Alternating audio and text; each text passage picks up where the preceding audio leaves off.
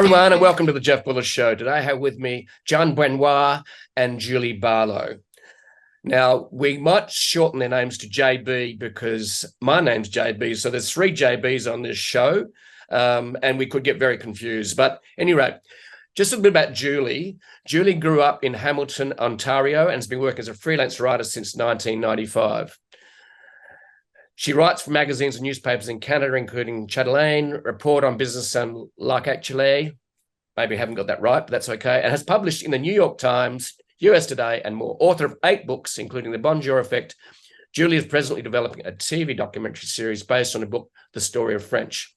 Written with her husband and partner, Jean-Benoit. She lives in Montreal with Nadeau and their 2 daughters. A little bit about Jean-Benoit. Born in Sherbrooke, Quebec, and a political science graduate of McGill University, Jean-Benoit once held a job for a total of 29 days and has been self-employed for 35 years. Either the people won't employ him, he doesn't want to work. Either one of those two you can choose. A regular reporter and columnist, 𝓤𝓪, Canada's main national French magazine, and I'm sure I'm saying that completely incorrectly, but that's okay. He is also a past contributor to the Report on Business magazine and signed papers for various American, Canadian, and French publications. His freelancer status has allowed him to live in various venues like Phoenix, Toronto, Paris, and Montreal, as well as undertake radio, film, and book projects with his partner, 𝓲𝓵. Welcome to the show, guys. An absolute pleasure. I'm sure we're going to have a lot of fun talking about words and books. Thanks you for the occasion.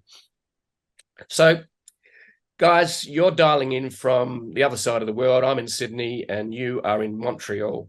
And Montreal is a beautiful city. I have been there and loved it. I was there during fall with beautiful autumn colours, and there's nothing like autumn colours in that part of the world.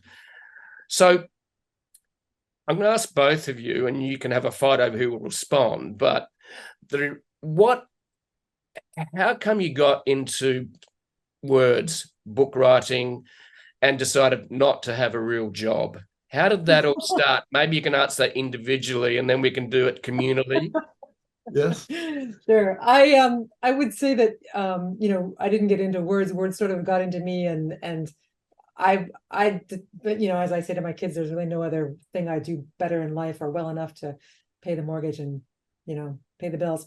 So I started writing quite young and tried other jobs and ended up writing at my other jobs inevitably. So I decided, when I finished my education, to just jump in and make myself a career as a freelance writer. So it was a time when my parents would have probably, well, I don't know, my parents expressed nothing about it whatsoever, but from where I came, people normally got a job, and that's why they went to university. But there were not that many jobs. I don't know if you remember in the early 90s for university graduates with a master's degree in English literature. So I just dove in and started writing magazine articles, and I've been a freelancer ever since. And I was tempted by a job. I had a job for about 2 months working as an editor, but more interesting adventures popped up, and I took off to, in that case, live in France and continue writing as a freelance writer. And then we went on to write books together and so on. So that's my story. Yeah. Well, me, I began as a playwright between 18 and 22. That's where I was. And then I moved towards journalism for the idea of getting a more regular income. But as a journalist, I was unemployable. I had was not very competent as a journalist as the beginning. And as I made my way and made my place in it, someone finally offered me a job where I stayed for 29 days and didn't like being an employee, and I returned.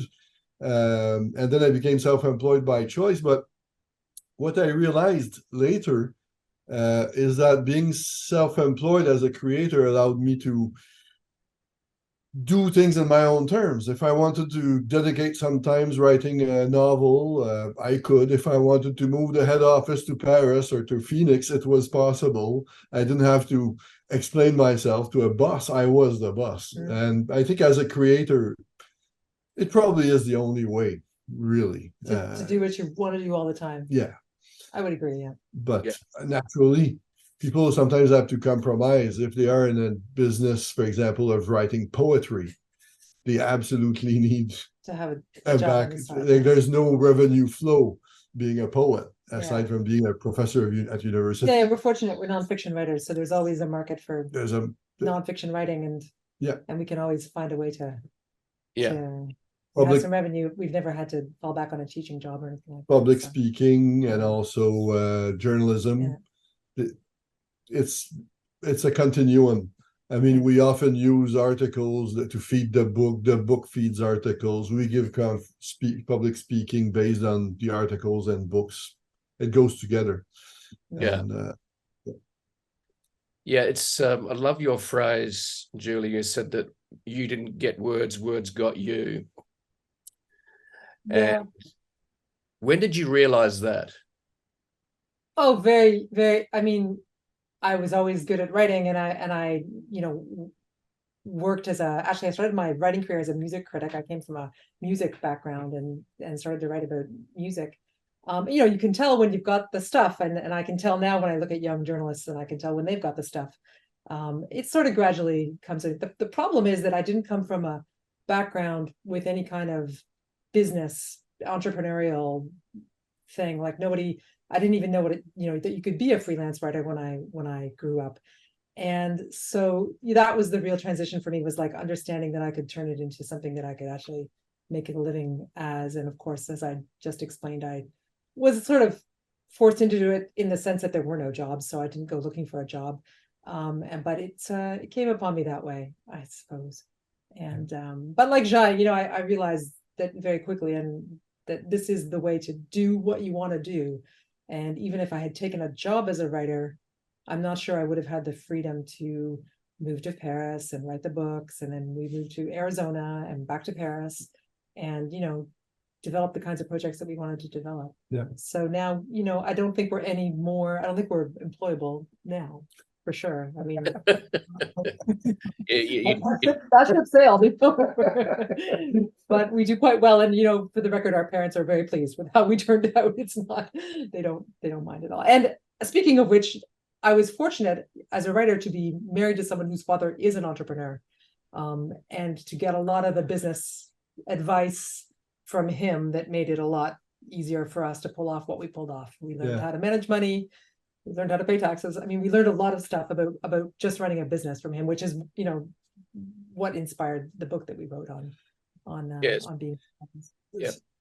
So so the latest book, Going Solo, Everything You Need to Know to Start Your Business and Succeed as Your Own Boss, is quite a long book. It's over 400 pages, isn't it?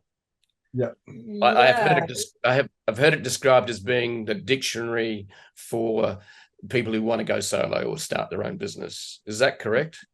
Well, we wanted to do a book that would answer sort of all the questions, and that would be useful not just to writers, but to people who want to work creatively in whatever field they are in, whether a dog groomer, a graphic designer, or a consultant.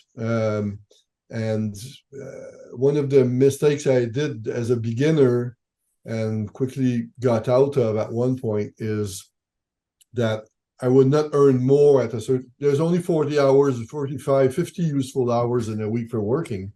And at one point they're full. So you're not going to gain more by working more. You're going to gain more by researching better your ideas to develop what has more potential, negotiating better, collecting better, managing better your daily stuff, and multiplying, producing better, not more, better, which is, for example, that when you produce, you have to maintain good communication with your clients, be able to renegotiate as things change as you do them, give good after sales service afterwards, collect quickly the money that's owed to you. A lot of creative people fall into a trap. I mean, we see it all the time. People who start out doing whatever their passion is, don't necessarily take care to learn the business aspects of it. And I guess the book really is for anybody who, has a passion, and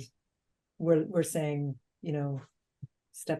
take it one step at a time, make a business plan, learn about producing the message that you're trying to sell. We really start from the beginning and take people all the way through to paying your taxes and managing operations and negotiating, and we sort of cover everything. It's all the advice we wish we had had all in one spot when we started. Yeah. But some people ask me, how can I become a writer? And it's true about any business, really. And how can I become a journalist? And the first question I ask is, do you write? And they say, oh, I'll only write when I'm ready. You'll never be ready, you have to write, and it's the same with whatever business you want to start. If you want to be a graphic artist, well, do you do graphic artistry when you have nothing to do? No, I'll only do it when I'm ready. Well, you're not going to be a graphic artist. You're never ready. It happens to me to write sometimes I have to write a column.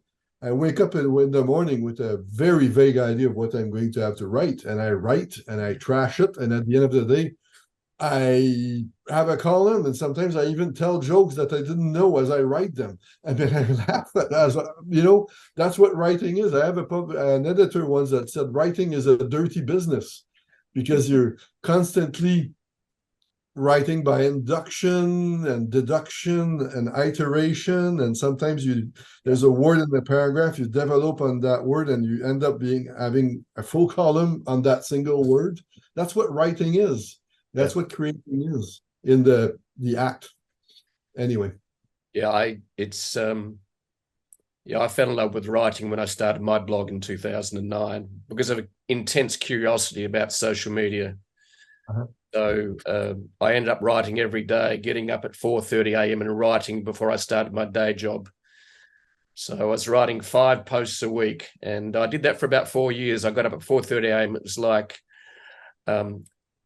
this force showed up and just drove me. I was like channeling this energy from somewhere, and I'm still intrigued how I did that. But I got up at 4:30 a.m. and wrote, and my mission was to get something out by 8 a.m. and then the next hour was to actually promote it, get it out on an email, get it out on Twitter.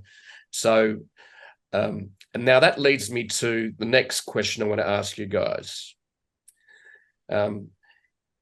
Basically, Seth Godin talks about a thing called the practice. And the practice is the ritual of doing something that you love doing, but it's not about, well, I'll get around to writing and I'll be a writer when I sort of get to it. But tell me, I'm intrigued by, and I want to hear from both of you, what is your ritual for writing? What does that look like every day? Is there a set time? Is there a set number of hours or a set number of words? Some writers go, I'm going to write 1,000 words every day. Some people say I'm going to write for 3 hours every day. Some people write from 9 a.m. What is your ritual for writing? Well, you want to go first? It depends on the type of writing. If I'm creating, it's the thing I do best in the morning when I wake up, until about noon at the most. If I'm editing my own work, it's something I actually do better at the end of the day. So that's pretty much it. And it's not that complicated. Yeah. Not for me either. I get up in the morning, I have my little morning ritual. I think, for me, it's best to be writing when I'm in a kind of routine. Yes. And I know when everybody, I think, learns when their good hours are. So, you need to work your routine around making sure those good hours for writing. And same as Jean, like in the morning, if I need to write, the morning is the best time, like 9 to noon. And then I take a break every day. I leave the house, I go out, because, you only have so many hours of good writing in you at a time, I think. Yeah. And, give it another shot in the afternoon. And then the afternoon may be good writing, or maybe more like editing. But routine is kind of like, we're pretty surprisingly routine. We get up, read the paper, have our breakfast, work, take a break, work. We have a family as well, so it's it echoes a little bit what Hemingway said about inspiration. He said, if you wait for inspiration for writing, it will never come. He said, you have to put yourself in a situation of receiving inspiration when it flies by. Which is you write patiently every day, even if it's no good. You keep writing. Yeah, because inspiration doesn't come when you want it to come, so you have to be there when it comes. You have to be on your computer. Yeah, and but Hemingway was a type of writer that, as an author, who was cultivating his voice. It's a bit different. Let's not compare ourselves to Hemingway. No, exactly. It's not. But for me, it's the idea of I wake up and I write. It's and I try to avoid. I write best when I actually am able not to look at emails before. Sometimes it's necessary because I have to write in function of what someone has just written to me, so I have to go consult them. But most of the time, I try to avoid it, and sometimes even cut off my Wi-Fi, and so that there's no noise. Radio, okay, no problem with the radio music, but the noise, the cyber noise on the computer, that attention grabbing stuff. Yeah, attention grabbing. That's no. I avoid it. It's very interesting you talk about not looking at your email, and I would totally agree. Because some people think that answering an email, you're actually productive, but you're not. You're essentially, you are on someone's to-do list that sent you an email to get a job done for them. It's not a job done for you. So I try and avoid I don't even usually open my email in the morning at all. Don't check my phone on it. I will sit down and read for a while. I will take notes, and then that leads to me writing after that. So my rituals changed over the years, but I love the fact that you said creativity comes out of processes, effectively, or routine, because if you wait for inspiration to strike, you'll actually almost never start. Inspiration strikes while you're actually in the middle of sitting down and starting to write something, whether it's just the topic. Now, the thing I'm intrigued about is, where do you start? Is it a headline? Is it a topic?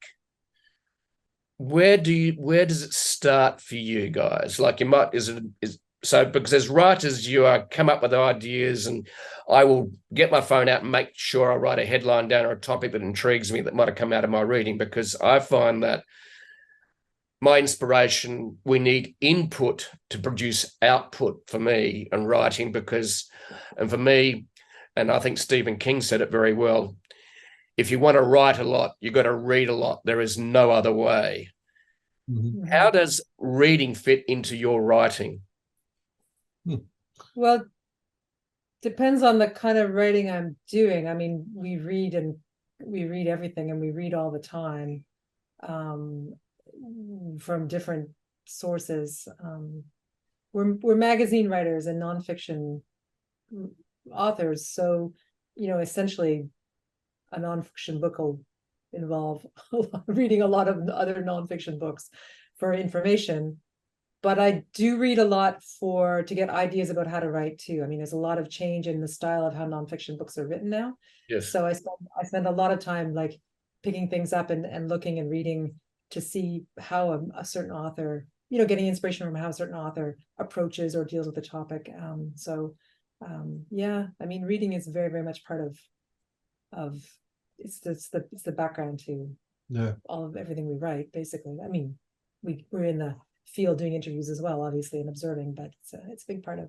I'm an active reader. I read with a pen, even the newspaper. And so I jot notes, and sometimes it has happened that I would find my note a year later, and then it would say, oh, I would make a connection with something else. Books is the same. I take a lot of notes in the margin. And but I write a lot with a purpose, I've been assigned an article, or I've sold an article idea, and I have to do it. So the writing actually starts more with interviewing, right? And then one thing I've found, and it's the same with writing nonfiction books. What I've found is I debrief myself. At one point, I used to write magazine articles and be interviewed on the radio, and about the article and start saying things that are actually not written about the article. I would develop a new text around the article that I had written.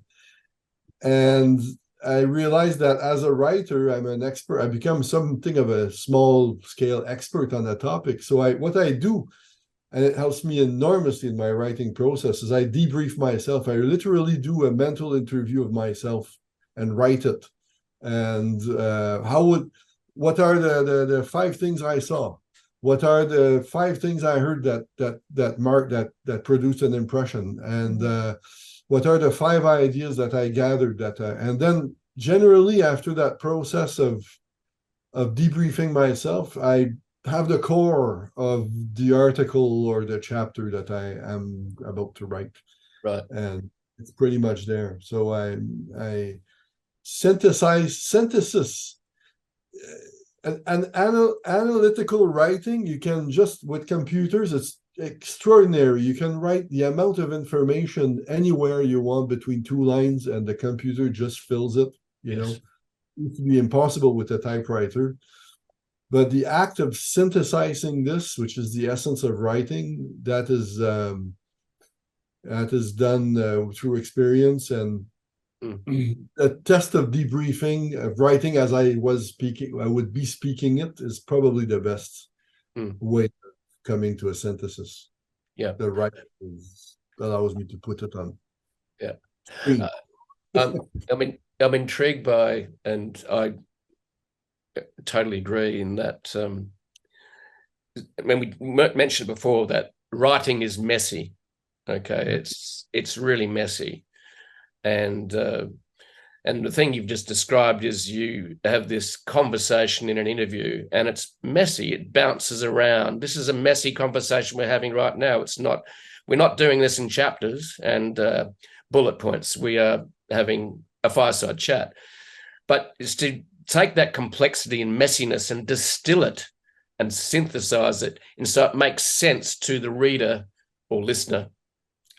I think is the gift of a good writer is to synthesize, as you said, this messiness and complexity, and take this messy cloud and produce something that has some structure and makes sense. So, Julie, how do you find that? What's your thoughts on that? On the messiness of it? Yeah. It's interesting because it's hard. I find it hard. Like there's moments that we enjoy in writing. I like having written the most. There are moments that we really find difficult, and the beginning of any nonfiction project is like slapping a whole bunch of ideas and information and stuff in a kind of box. It can be a draft or it can be in your head, and sometimes it's just like, I don't even like thinking about it. It's just chaos and disorder, and then slowly you shape something into order, and you take stuff out and you hack stuff out. There's like a process of going from something very scary to something a little less scary to something that gets nicer and nicer, and it feels so good to be like there when it's not frightening anymore. But it's organization, and I'm always surprised when I write at how much I'm removing. Like there's a lot of words that don't mean anything, and I'm always surprised by how much I turn into something, how much it takes to make something small, and a chapter or an article or whatever. It's amazing how much there is. It doesn't make sense and it's not necessary, and it becomes very, but that's my kind of writing. I mean, we both enjoy a kind of very I don't know, clean's not the right word for it, but not too much decoration in my writing, that's got I'm trying to, so that process involves a lot of house cleaning. I guess that's what it is. Like it's like throw that and reorder things and put things back together in different forms. Yeah. My father's an engineer, and he had his own consultancy. It grew it to a fairly large concern at one point. But I remember he didn't know much about writing, really. Yeah. But the problems he was facing as someone running a business and making plans and making lists of material that had to be provided to contractors and stuff like that, the thinking process was in the end pretty much the same, in the sense that he didn't think exactly creative way, in a creative way, the way I can think of when I write a novel, for example.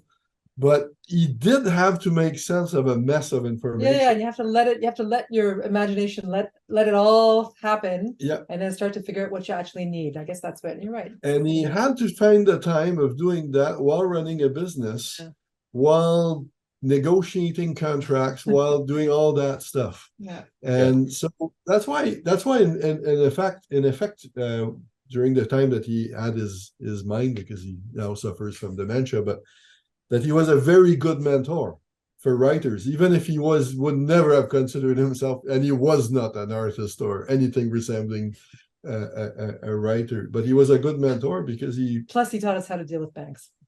So. Yes, that helps.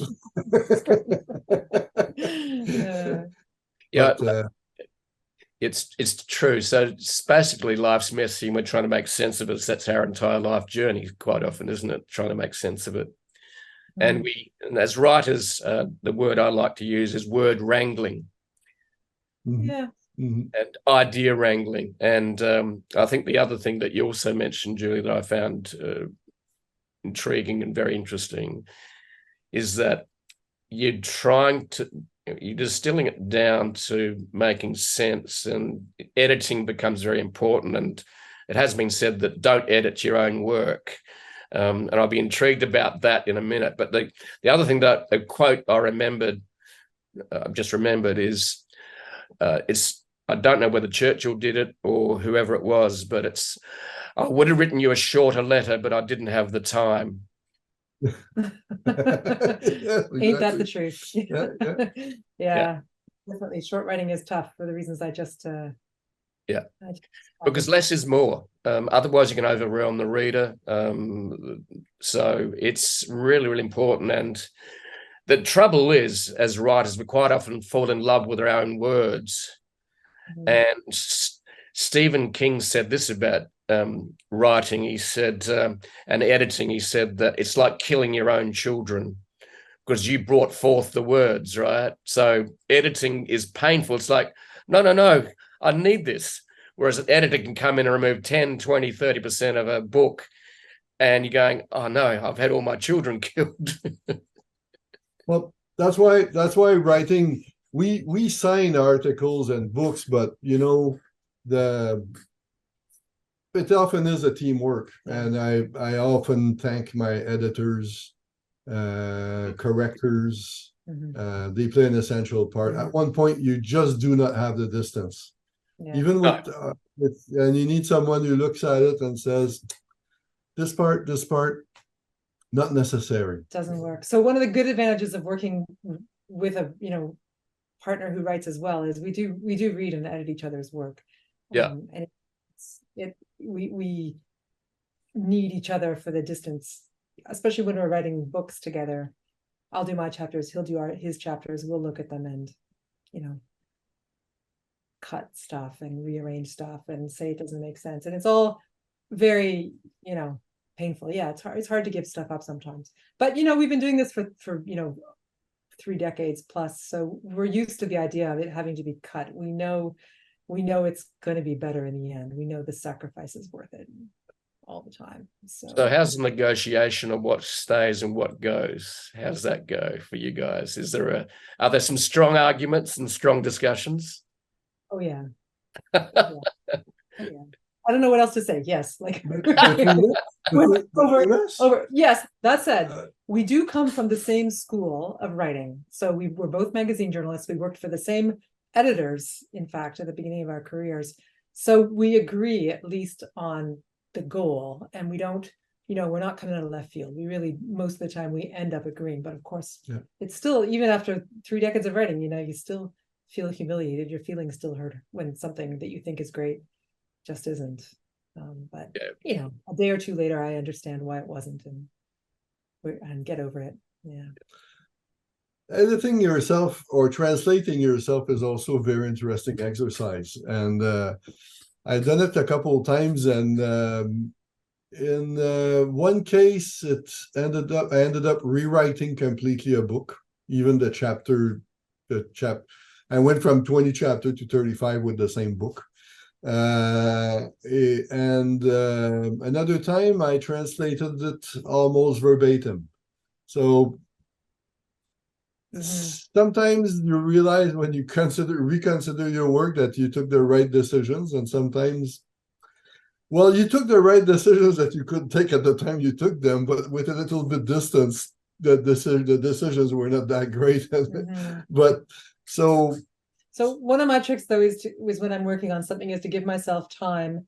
You need that resting time. Writing needs a resting time between drafts, you know. So I make sure that I've got the time to do a draft, let it sit, sleep on it once or twice, one night or two nights, and then start it again. And so everything I write has some time to breathe and gives me some space from it. So I get that perspective and I can look at it a little freshly, because honestly, you can't look at anything freshly when you've been working on it for too long. It starts to all move around on the screen. So that's a writing trick I use. And it just means making sure I don't run up against last minute deadlines too much. Yeah, it's good to let it sit overnight and then go back with fresh eyes the next day, isn't it? It's amazing how bad it can look sometimes after a night's sleep. And good, sometimes it looks good, you know. You alluded earlier about how it's simpler to write long than short, and it is true. And in fact, that's in our book on self-employed, going solo. We have a chapter or two on negotiating, and we often explain that the big mistake that people do when they begin, or sometimes even when they is to think that you negotiate the price.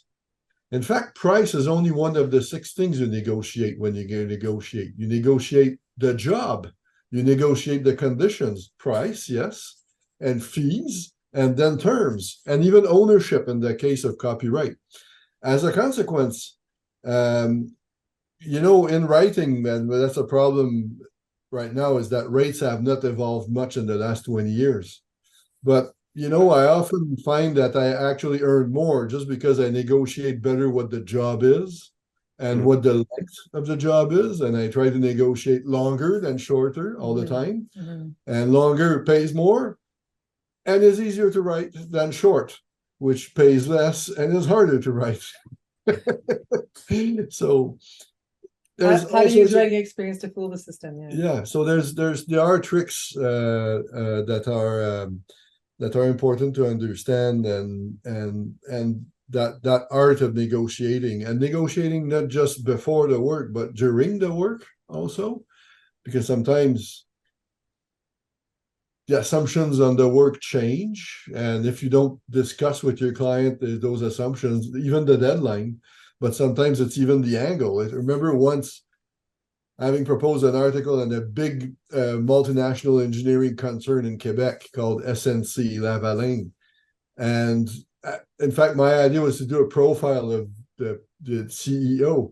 The CEO turned out to be the most boring person on earth, but the company was not. So I had to inform my client that, okay, let's change angle. It's not going to be a profile of the guy, but a company profile.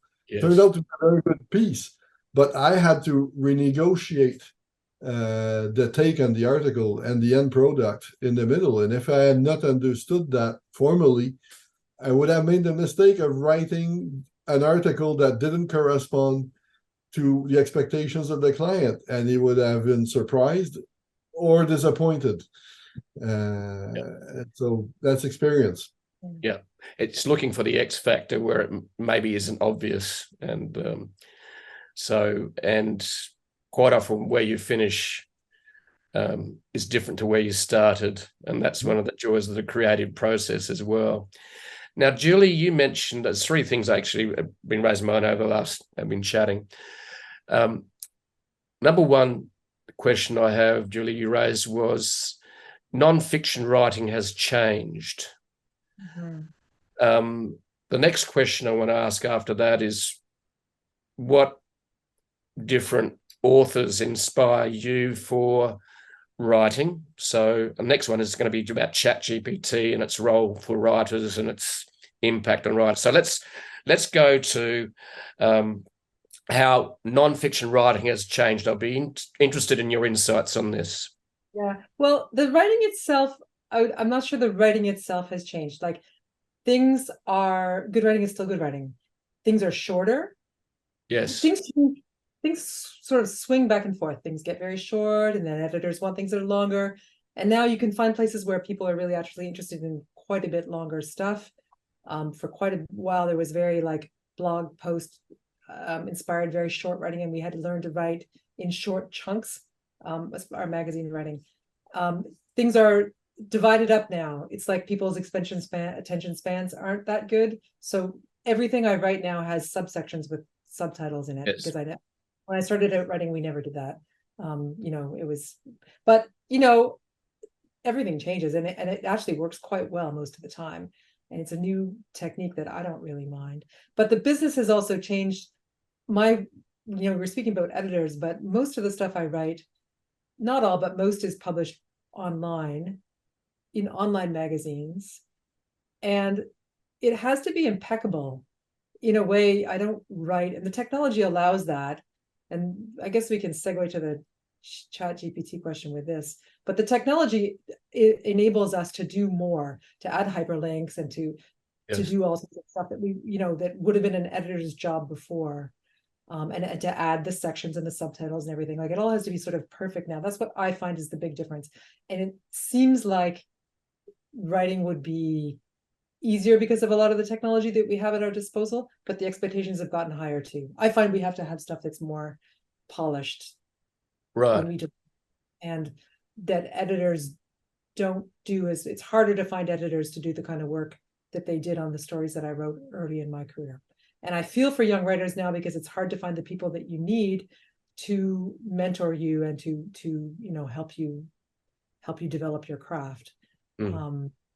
It's tough. And I was fortunate, I think, to have started at a time when that was possible, and I had some very, very excellent editors who helped me out. One of whom became my publisher of this book, actually, that we're here today. We were talking about. He was my first editor at my magazine, and there you go. What comes around goes around. Yeah. As far as authors who inspired me, I mean, I could not possibly list the authors that inspire me. I read everything, fiction, nonfiction, and I pick up things and tricks here and there. I'm very like scavenger about my reading. That's a nice way of putting it. Yeah, scavenger. Like, I see this. Oh, I like that. Oh, I like that. Oh, I like that. And I try to fold that into it. But I like clean, straightforward nonfiction. I mean, there's some powerful writers, but they're as powerful as in fiction too. So so I wouldn't even name a single source off the top of my head. Well, one you mentioned was the one who wrote Cod and Salt. Oh yeah. You often came back. Yes, it's up here. But it was like a kind of book that I saw too. It wasn't even his writing. It was like a kind of book. I was like, oh, you can write a book about fish. Let's write a book about language. So it's like, why not? It doesn't have to be exciting to make a good book. Yeah. Yes. Yeah. And the British Museum book. Oh, I love that. Yeah, 100 Objects. What was it called now? History of the World in 100 Objects. Yes. These short articles all put together in a long book about the British Museum. It was amazing. And what's the name of that book? It inspired us for a project that didn't work, which was Expo 67 in 67 objects. That's what we wanted to do. I'm looking around my office for the book. I don't know. Yeah.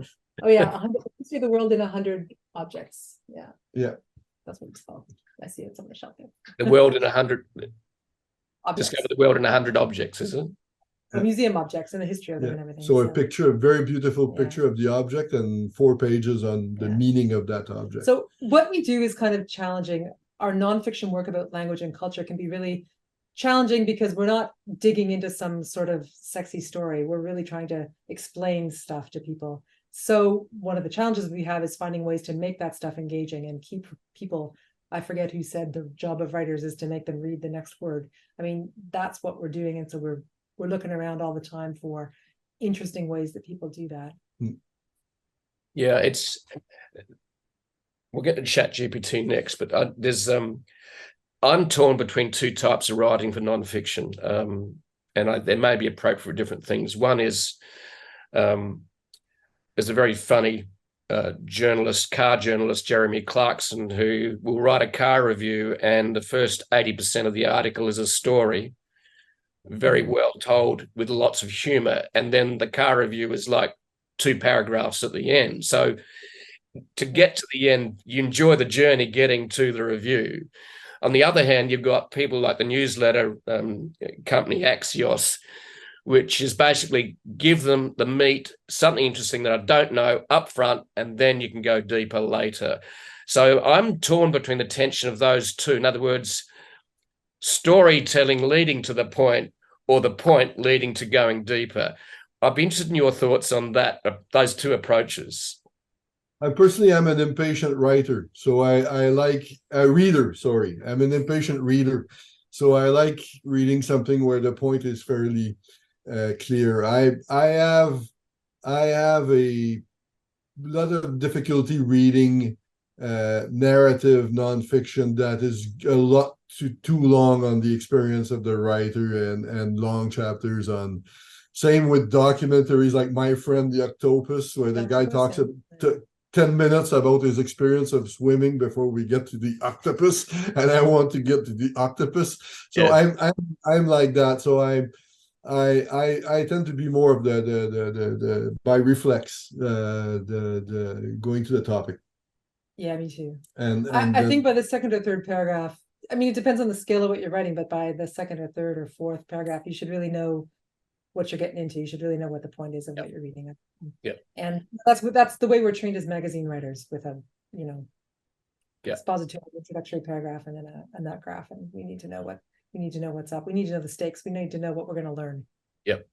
Yeah. I'd like the comment you made about the job of the first sentence is to get you to read the second sentence.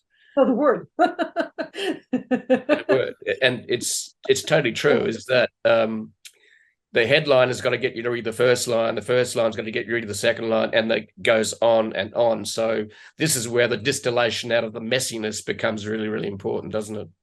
It's messed up with too many words. People lose interest. Yeah. Well, sometimes, and I remember some of my first lines that I'm very proud of. I have a little because those first lines are sometimes difficult to come up with. I remember once just before publication, stopping the publication of an article because I had come up with the first line. It was a good first line, and it was a profile of a man named 𝓵𝓮𝓪𝓻𝓷, who had Canada created the first laws to restrict publicity on smoking and on cigarette packs. And I wrote the entire profile, and then just before publication, I just got the line, which is that all cigarette makers want to make an ashtray with the head of 𝓵𝓮𝓪𝓻𝓷. That was the first line, and everything proceeded from that. I wrote that 30 years ago, and I still remember it. I have a couple like that in my... Which is to say that often the best way to start a piece happens when you've written it already, and you get to the end, and then you get the idea about how to start it. So messy process. Then you pop in something else at the beginning. Yeah. However, in my writing process, I often seek the title. Even if it's not going to be the final title, I have to give myself a little title that helps me. The same. Yeah. Not for you, Julie. You don't need a title. Not at all. It's not. Doesn't help me. I need to find it somewhere afterwards. That's why we've all got to find our own ritual and process, don't we? It's really, really important. So there is no one truth for a writer. But I think the daily practice is actually a truth that we need to do. The other things you mentioned before was you used to write notes. Okay, you'd read a book and you'd write on the edge of it, and you'd make a notebook. I'm totally different. I actually don't write much because the trouble is it's not searchable. So for me, my phone is my notebook, and guess what? My phone is always with me. And so I use just a very simple, my notes function app on my iPhone, and that's where I put all my ideas. Mm-hmm. And then it can pop up my computer. I can search it. That is where I start, as I read, take notes, but it's digital notes. And for me, then if I have an idea, that's what an idea about something is about artificial intelligence, or it's a chat GPT, and I can put that in and bang, there it is. And it might have happened years ago. That's my process for the start and the inspiration. And I have to start with a headline or a title. That might change, but because I'm looking for, will people actually click on this is the other thing I've got to ask. Is it as boring as batshit, or is it interesting? Yeah, you never know. So one of your headlines I like from your book, we still haven't got to ChatGPT, but we will. I don't want to talk about ChatGPT. Keep going. I do like the headline, 60 Million Frenchmen Can't Be Wrong, which has been one of your best books, and was written in 2003, and it's in 6 languages. Yeah. Tell us why 60 million Frenchmen can't be wrong. I'd maybe disagree with that, but it's okay. I love the headline. So tell us about the book. Well, first of all, the title, though. The title is a Cole Porter, is a paraphrase of a Cole Porter musical called 50 Million Frenchmen Can't Be Wrong. That was... So you stole the headline. There you go. So we got the title early for that book, though. Yeah. But I mean, it was, and it really sings. It really has become a thing. Like the subtitle of the British edition nailed it. It said, "What makes the French so French?" Yep. And we were in France in 1999, 2001 with a grant from an American foundation to study why the French resist globalization. That was and after 2 or 3 weeks, I found out that they're not resisting globalization at all. And I decided to ask, why do we ask silly questions about the French that don't apply all the time? And so the point of the book is describing the French in their own terms, really. Right. And their society is organized in a certain way. The French are the Aborigines of France. They're their own people. They're an ancient people, very modern at the same time, and they have their own idiosyncrasies. And if you do not understand those idiosyncrasies, you cannot understand how they behave or how they organize themselves. So the book really was about that. The 2 books, because in fact we wrote another book called The Bonjour Effect, the secret codes of the French conversation, much later, when we went back to France 10 years later. And it was another take on, this time, how the French relate through speaking and what's behind that. It was more a specialized look at them. But 60 Million really was about how French, the mentality and how they organize themselves. Right. Why do they need an absolute power president, for example, an elected monarch? Why that? Well, there are reasons for that, etc. And you went and lived in Paris for a year, didn't you, with your children? And tell us a little bit about that and the insights you gained from that year. Well, it was originally, we went back to write the book, The Bonjour Effect. So we were all thinking about speaking and how the French talk and about why they say certain things that people don't understand and how they can be so irritating when they say no all the time. And, we started from that. But we had our kids with us, which we didn't have when we wrote the first book. And the girls we have twins, they were 10. And they were, of course, in school. They were in French school. And so we learned a lot about how we just learned like firsthand how the French are educated. And that contributes a lot to their character. So they learn to speak, they learn to memorize, much more than they do here in Canada. But they learn they learn this trick in school that becomes very hard for people to deal with the French, which is that the French never say no. They don't know. They don't say they don't know, right? Sorry. They always say no. So the girls were raised and taught like how to always have an answer for everything and never say, I don't know. And so this was really like eye-opening for us to see, how, and they absorbed it. By the end of the year, they were pretty much acting like French kids. It was amazing. In fact, when they say no, they don't mean no. They will often say it doesn't exist, it's impossible. When they say no, but that's the other thing we learned, that they don't say they say no all the time. They often mean they don't know. But it's not acceptable to say you don't know to someone who you're not acquainted with well. So you say, So you'll exist. say It's not it possible. doesn't, It can't be. or no. France isn't like that. That's not what you want to say. And then the secret for that is you keep talking for another 15, 20, 30 seconds, a minute. You make them get time to think about it. And then they suddenly come up with answers, explanations, and this and that. But saying, whereas, and when they know you, they constantly say they don't know. Yeah. When you're acquainted or a friend with them, saying no, talking about money, the stuff that they would not do in public, they'll do in private. And so both books were very much about understanding, them in their own terms, and makes living there a lot easier in the end. Traveling there a lot easier. Giving their name to a stranger is something they don't do. But they'll tell you that they don't agree. So that they'll do. But that is acceptable behavior. But giving your name to someone you don't know. For some reason, like everyone who travels in France thinks that the French are just like us, but they speak French, but they're really different. That's the bottom line. Yeah. And they really think about the world differently. So it's good to have it all. And I think that's what's great about travel, is that it helps you create more self-awareness about the fact is we are all unique and different. And you can't put countries or people into the same box, much as we like to. We try to, because it's more comfortable for us. Yeah.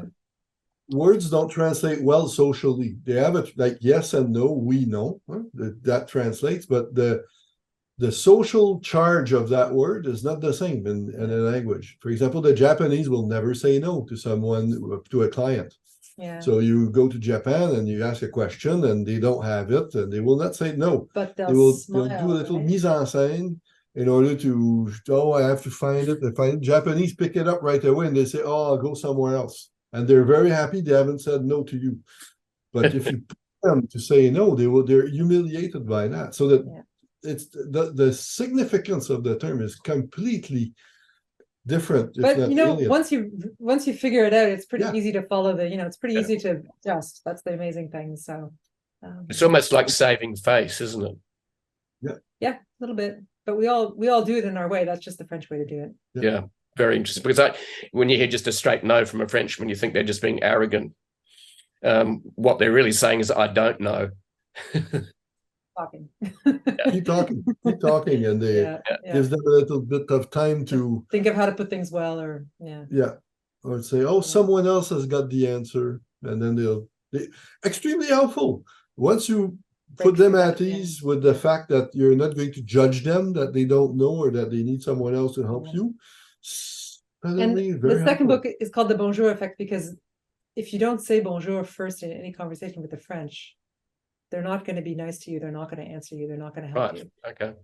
And it's like, you just have to learn to say it all the time. There's it's like ABCs. Nobody thinks about it. Nobody really realizes you can't say excuse me in Canadian. You have to say bonjour. I'll take note of that next time I go to France. Oh yeah, it works miracle. It does. Works like a miracle. Okay. It's because even a department store, the employee in a department store in France, in her alley, it's her home. So if you do not greet her by saying bonjour, you're an intruder. Right. Okay. You're an intruder. So that is also true from the merchant who's at the bookstore. And if you don't say bonjour, you're like kettle. They'll ignore you. Well, I need to read both books before I go to France next, certainly, because obviously I've been pissing a lot of people off, apparently. So let's move on to ChatGPT. Must we? And I'd be intrigued by you guys, with your thoughts on it. So ChatGPT, is it good or bad? I'd be interested what you guys think for writers. I don't use it at all. I wouldn't say that I won't use it, but I haven't needed it. It hasn't been anything that would help me in any way so far. Let me put it that way. I use other AI tools that really do help me. Automatic translation gives me good drafts. Automatic transcription gives me decent drafts. But I guess that's the thing about it. It like what writers are saying about ChatGPT, which seems to be a little scary, is, you know, what it produces is medium to crap. I mean, it's not the kind of writing that I'm paid to do. Yes. So it could help me potentially as a draft and give me something that I would then be paid to improve upon. Yeah. It's like mediocre writers. It's like it's replacing mediocre writers. The other problem with it is that it's not accurate. Everybody knows by now that ChatGPT, when it doesn't know the answer to something, fills it in with something that's not necessarily true. And as nonfiction writers, you know, it's our craft, it's our trade to verify information, and we can't afford to, you know, I'm a little afraid of a world where I'm going to be reading a lot of writing that comes from AI, and we're not going to know anymore how to verify it or who wrote it or whether it was produced by a human or not. It's a little bit scary. So right now it's not a useful tool for me, and it's a bit of a frightening future, but I'm reassured by the fact that it's not that good so far as writing a tool. I think artificial intelligence is a misnomer because it is not intelligent. It's algorithms that gather statistically stuff. And a corrector like the one I use called 𝓬𝓬𝓷, which is brilliant, is essentially a set of algorithms that opens 10 dictionaries on a word at the same time simultaneously. That's all it does. Then goes into a bank of grammar and spelling and says, oh, there might be a mistake there. It's a good software because it doesn't try to correct. It just tells me, it flags stuff. Right. DeepL or translators are already problematic because they translate and don't tell you when they tried something and they're not sure. Yeah. And that one of the problems with ChatGPT, as I understand it, is that it's fairly sociopathic as a software. It doesn't know, it will come up with an answer. That's it. Yeah, it comes up as a thing. And that is not good communication. Right. And as a professional, you can't, it's actually unethical and unacceptable. Yeah, and the term for that is hallucinate, I believe. Yes, and normally, if that software was well done, it should tell you when it's going and when it's starting to improvise answers and bullshitting. It doesn't. That is a fairly serious design flaw. This said, I still have to try ChatGPT on my own. I think it's very good for producing summaries. Mm-hmm. For example, if I gave it a chapter of my book and I said it, give me an abstract of 12 lines on that chapter and do not read anything else, it would probably do a fine job just by reading it. But it's dangerous to confuse well-put sentences with intelligence. That I think is the marketing BS of artificial intelligence or conversational agents like ChatGPT. Writing is not making nice sentences. I attended a seminar with fiction writers about it, and it was interesting because there's a Canadian author, Sean Michaels is his name, who wrote a book that's a story of a poet writing a poem with a machine designed to write a poem. It's really interesting. It's a really great novel. And he was there speaking, but the person who hosted the conference started out, it's a journalist that I've known for years, began the conference by introducing everybody in such a strange and dull manner that was so off what I was expecting from him that I thought maybe he'd had a stroke or he had Parkinson's disease. And then he stood up and looked at us all and we knew it was up. He had written his introduction with ChatGPT. And he said, and that's what you get. And then he did a real introduction. We were like, oh God, thank God he's okay. Because it just sounded conventional and dull and, just sounded kind of bullshitty, to be honest. And I knew he would never do that. So that was my assessment. It was a very, very great way to show us the power and the limits of it so far. We will probably go through a difficult time because a lot of I would not say publishers, but owners of publishing companies and people who assign work writing, for example, professional writing, who are not necessarily writers, will confuse nice sentences with writing, and will go through a phase of artificial intelligence substitute, trying stuff to find out that they need editors. And in the end, in Canada, a recent article showed that since the introduction of automatic translation, DeepL, for example, and the like, there's the number of translators in Canada has grown by 18% when the total labor force has grown by 6%. So the software has created has reduced the barrier for entrance into for entry into translation. And then people still need to realize that they need an editor translator to actually edit the stuff. So they actually need someone who's trained to still compare the copy and in the end produce good result or better. And so I think ChatGPT may automatize some parts of writing. For example, Julie already uses AI for transcript. And then you could say to AI, use the transcript and nothing else to do an article with it or something, a treatment of my interview.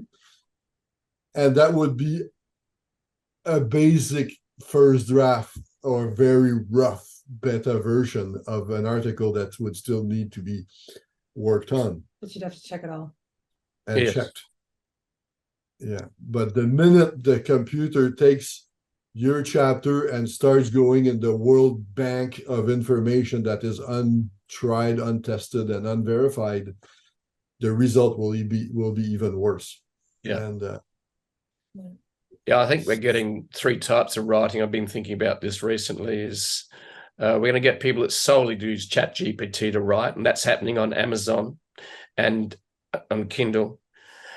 And Amazon requires that if it is authored by AI, it needs to be written, told, disclosed.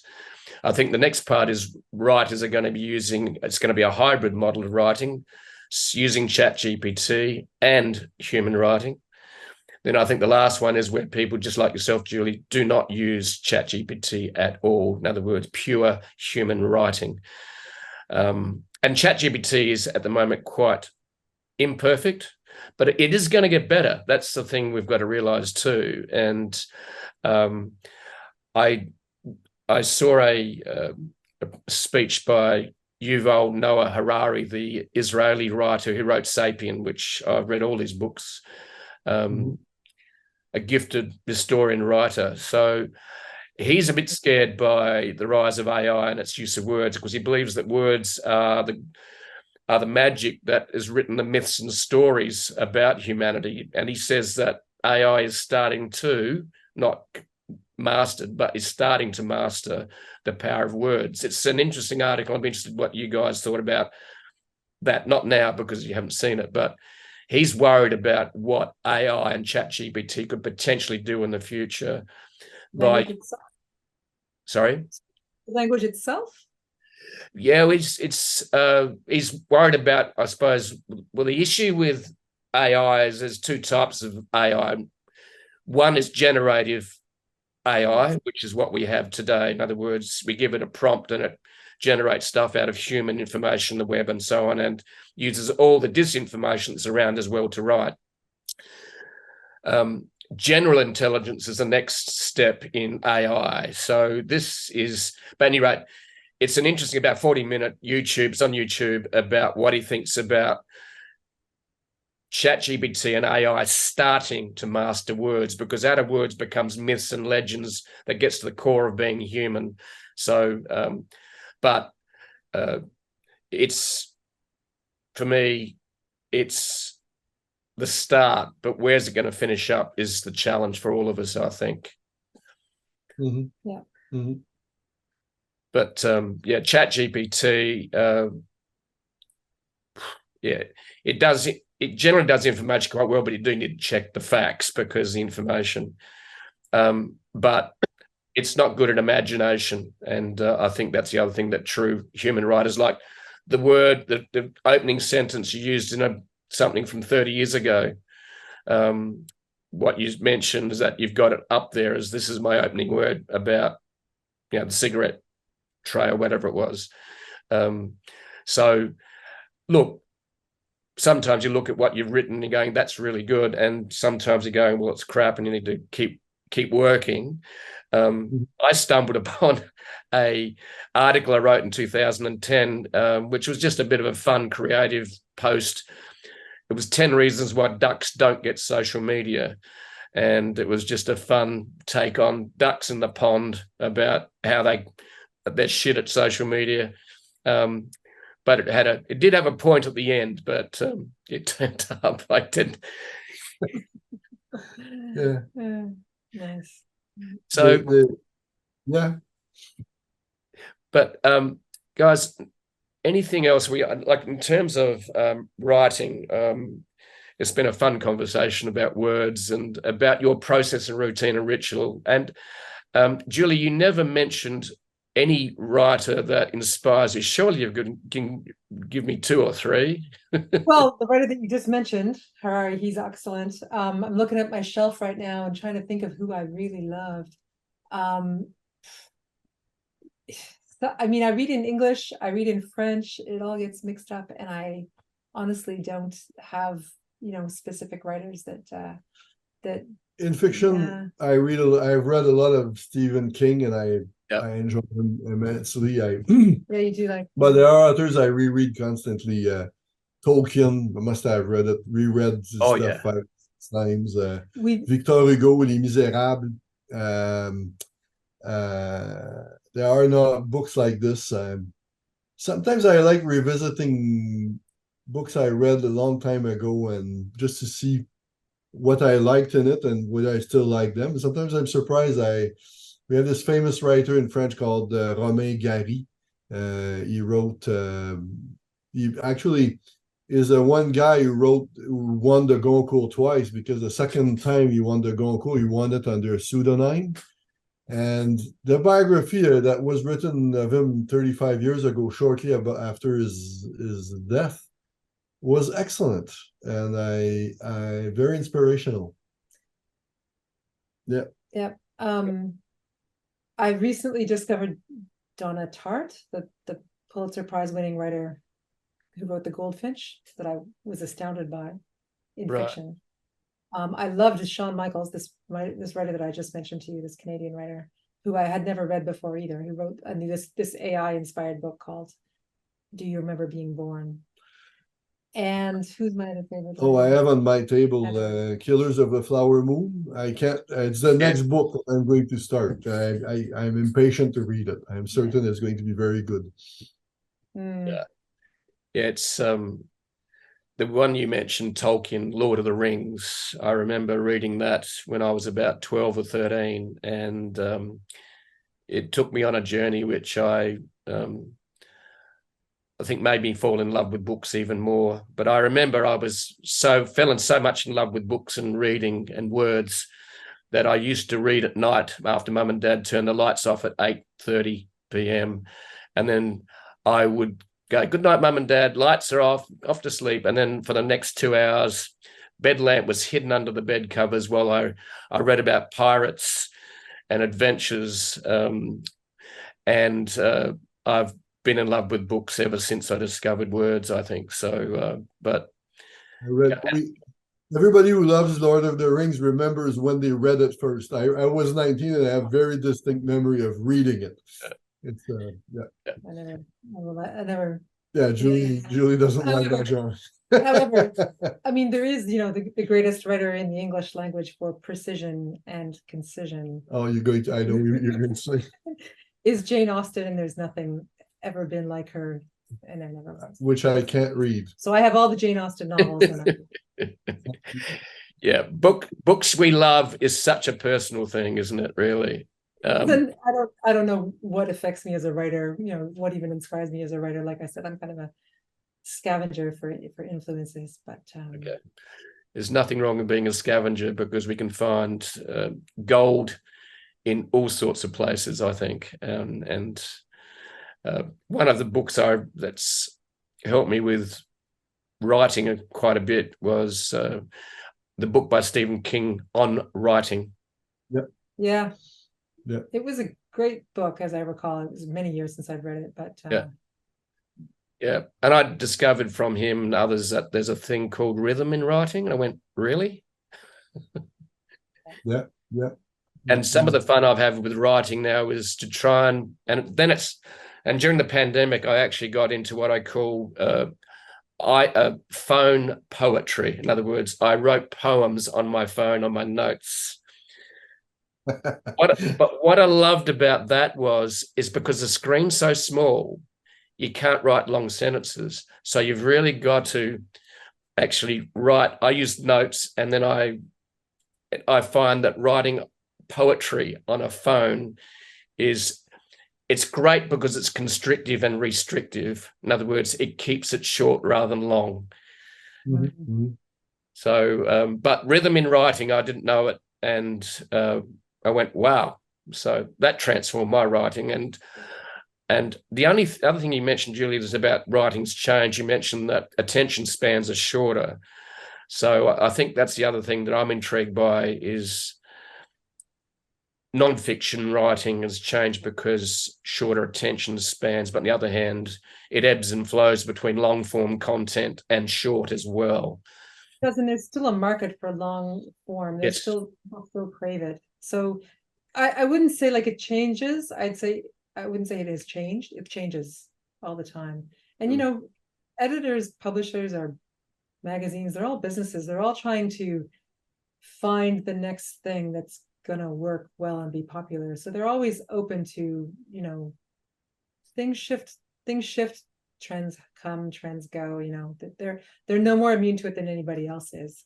Yeah. So writers over the decades, we've had to watch trends come and go, and we can remember being a little bit scared by, you know, a certain kind of cheap short writing, it felt to us, that had become popular, and then in the end it didn't last because cheap short writing isn't that interesting. Well, not just that. It swung back to the kind of writing we do. There's a famous columnist here in Quebec who wrote, if we keep writing for people who don't like reading, we're going to forget the people who like reading. Yeah. So he said, maybe we should write for people who like reading instead of trying to write for people who would not read anyway. Yeah. So, or hardly read. And, you know, it's true that the temptation of the new technologies that you get allow you to reach a new public, but you're still trying to talk with in terms of writers of nonfiction. In a country like Canada, which has 40 million people, the 1-2 million people who read books, you know. Like the US market doesn't exist. It's not true that there's a US market of 350 million people for books. You know, in the US is what? 5, 6, 7 million people who buy books, really? Wow. You know? And read them. Like there's people who buy books to give them. There's plenty of them. Nice present, you know. But to really read, the people who read like 10, 15, 20 books a year? No more than 6 or 7 million in a country of 350. Yeah, I love reading, and I get frustrated by long videos because I can read far faster than I can watch. So if I would rather give me a good transcript of a video and I'll read it and look at the points. You can see it distilled in the words. That's how I operate. I've got that modality. But I read about 50 to 60 books a year. It's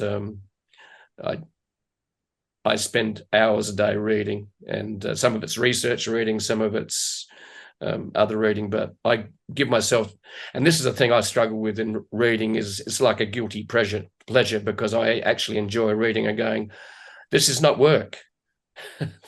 This is wasting time, but it's not. It's actually leads to inspiration. So, but yeah, you're right about this market size. It's not 350 million. It's 5 or 6 million. So, but they're passionate about reading, a lot of them.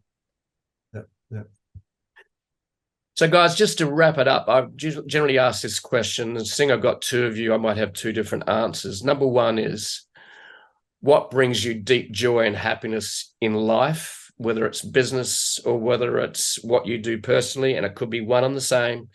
The second question, and I want you to reflect on this in the nanoseconds I'm giving you, is what, in terms of the challenges that life's thrown at you, what's been your biggest learning from those challenges or a challenge? So number one, what brings you great joy and happiness? And also, what have you learned? I think because in Western society, we quite often see problems and challenges being, they shouldn't be happening. The reality is that they do happen, and as part of life, we need to learn from those challenges. So first question, what brings you guys the deepest joy and happiness in life? Well, Julie, I think she was right. She said you really get a rush at understanding something. And it's true. I like, and I think the best articles I've written were on very complicated questions. And I like understanding. I like the act of understanding, of grasping the whole thing. I think this gives me immense joy, I would say. Yeah. Yeah. Me too, except one step removed. It's having written the explanation. Not the understanding, but like it looking good on paper, it making sense on paper. Yeah, sure. It gives me a lot of joy. I mean, I assume you're asking about our professional joy and not our personal joy. Our personal joy is, well, I think what you guys do is what you love personally. So it's become your profession, yeah, and your purpose. Yeah. I would add, though, like one of the great, we both love writing and reading, obviously, but in order to have had a career as writers, we have to do a lot of other stuff. We have to mix it up. We have to not be too obsessive about writing, and we're pretty good at leading a pretty good balanced life. With our kids, we do lots of sports and stuff. I mean, I think it's important for people to understand that the great satisfaction of writing is sort of a product of a whole bunch of ingredients that come together. Our life, and we see people burning out on writing. And we see people not getting that balance that they need to keep up the rhythm for all those years. I mean, it's important to be balanced, and that personally gives me a lot of, I mean, it's fun, so it gives me a lot of joy, I guess. I don't know, we're very like outdoor sports people, so we really do mix it up. Regarding your second question, life lessons. In my case, I would say patience. It's something I had to learn, patience. Sometimes it can take years, and for a large project to mature and to and suddenly you have to do it, and then suddenly you have to be impatient and do it. It's but being patient is something I had to learn. I'm still learning patience. Yeah, you are. I struggled and still struggle, and this is not so much with writing, because writing itself is something that if you set out, you do. There's nothing standing between me and something I'm going to write. But working as a freelance author has periods where there's lots of work and there's less work and projects don't work out too well, and you have these periods where it's very low, and I've struggled, and I think learned to put it all aside, not get bummed out because something didn't work or somebody didn't like something, and to carry on and to take advantage of the slow times when you're a writer, because there will be some, to develop new ideas, like to keep my morale up. That's been my struggle, is not getting bummed out by things getting slow, or really projects that don't work out. So I've learned how to do that, but with this patience thing, it's still a bit of a struggle. Patience too, honestly, it's not that easy for me either, but anyway, we're doing okay. You are doing okay. And I think there's a Japanese term called ikigai, which is the intersection of basically experience, Absolutely. expertise, and purpose. It's and part of that matrix, of that intersection, is what does the world need as well, and what will the world pay you for? And you guys have discovered, I think, that intersection perfectly.